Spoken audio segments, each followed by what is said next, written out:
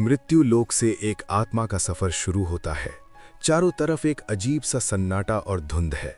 आत्मा को दो यमदूत पकड़कर एक विशालकाय द्वार की तरफ ले जा रहे हैं। ये यमपुरी का दरवाजा है। आत्मा भयभीत है। उसे अपने पीछे छोटे रिश्ते और समस्याएं याद आ रही हैं, लेकिन अब लौटने का कोई रास्ता नहीं है।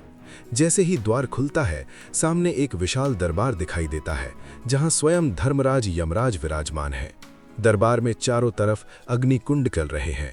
यमराज के एक तरफ चित्रगुप्त बैठे हैं, जिनके पास हर प्राणी के कर्मों की अग्रसंधानी पुस्तक है। यमराज की आवाज गूंजती है, प्राणी, तुमने पृथ्वी पर अपना समय कैसे बिताया? चित्रगुप्त अपनी पुस्तक खोलते हैं और कहते हैं, महाराज, इसने जीवन में कई बार झूठ का सहारा लिया, अपने स्वार्थ के लिए दूसरों को कष्ट पहुंचाया, लेकिन एक समय ऐसा भी था जब इसने निस्वार्थ भाव से किसी की मदद की थी। आत्मा थर थर कांप रही है, क्योंकि वहां न कोई वकील है, न कोई रिश्वत काम आती है। वहां सिर्फ एक ही गवाही चलती है, आपके अपने कर्म। यमराज उस प्राणी की आंखों में देखते हैं। वहां दंड का मकसद बदला लेना नहीं, बल्कि आत्मा को शुद्ध करना है।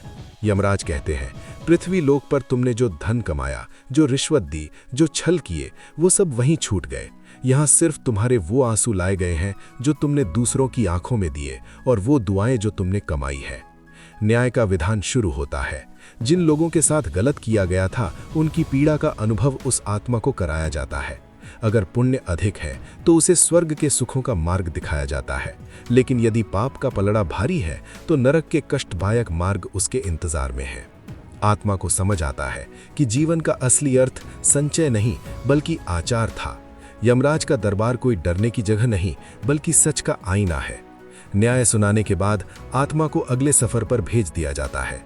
पीछे छूट जाती है एक सीख कि मृत्यु के बाद हम सिर्फ वही साथ ले जाते हैं जो हमने दूसरों को दिया है। इसलिए आज ही अपने कर्मों को सुधारिए, क्योंकि यमराज की सभा में हर पल का हिसाब लिखा जा रहा है।